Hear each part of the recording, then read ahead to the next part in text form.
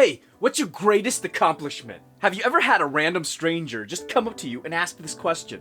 Of course not. It's strange, and it's too much at once. So why is it when we look online for how to start conversations with strangers, they tell you to ask these deep, thought-provoking questions? There was a time when I would go out a lot and drink, and I would wonder what conversations I could start to get people to like me.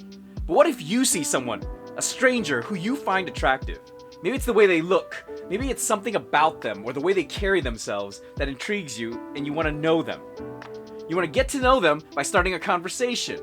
You get so nervous that you panic and freeze up. Your mouth gets dry and you have no clue what to say. Well, we're going to fix that with one conversational structure that you can use so that you don't have to think about anything. You just start with this.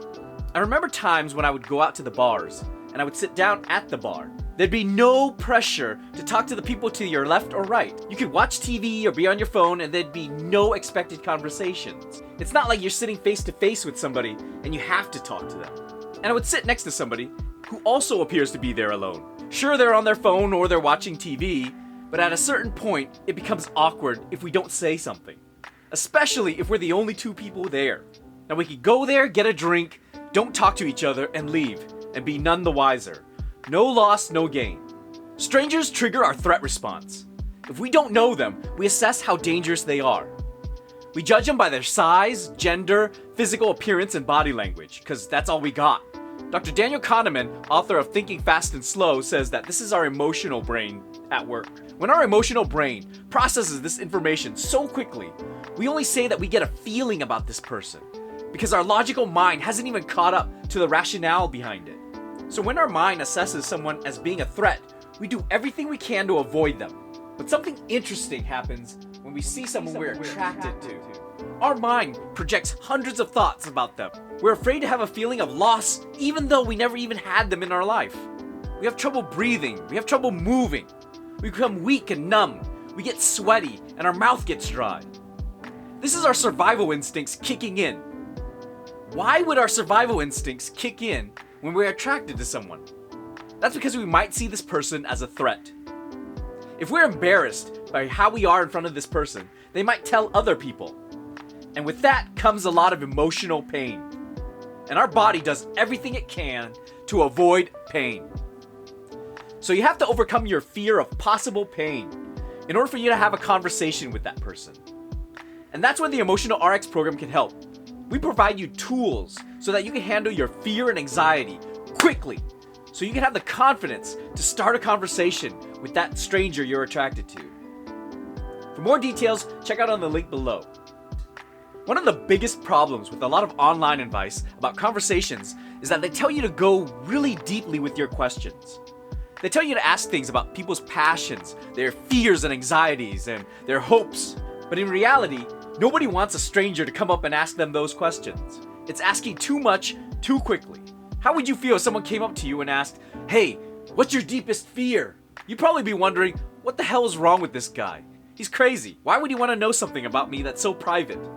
Is he going to use it against me? Is he going to threaten me with it? Our minds will immediately assess this guy as a threat. The key to any conversation is to use a funnel as a model. You start with general topics, and then you move down slowly to more specific and personal topics. That's how any conversation is started with anybody. And it's not even the topic that's important. We use it as a gauge to see if the person's up for a conversation in the moment. Everyone's in a different mind space at different times, and we want to know if this person wants to have a conversation. So we start with small talk. One of the easiest small talk topics is to bring up something unique about the situation you're in. You could say something's crowded or not. You could say something's great or not. The point is, it's specific to the situation you're in now.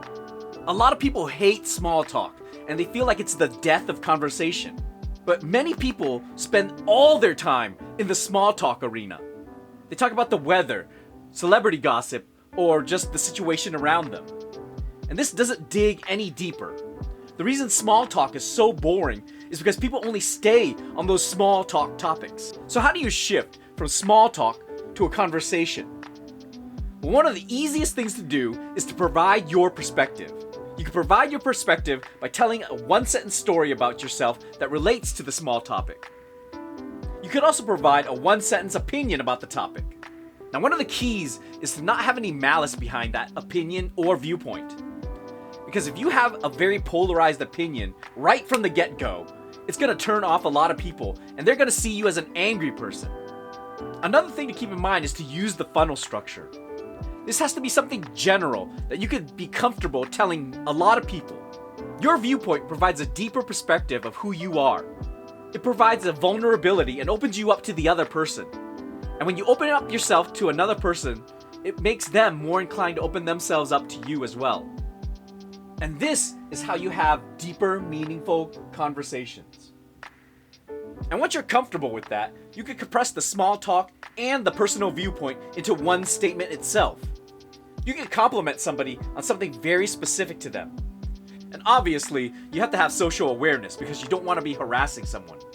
If you notice somebody has their hair very nice one day, you can compliment them on it.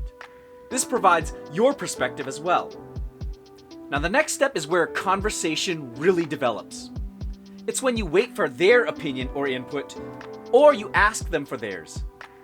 In which case, they could throw the ball back to you, or they could just put the ball down. If they respond, then you have a conversation.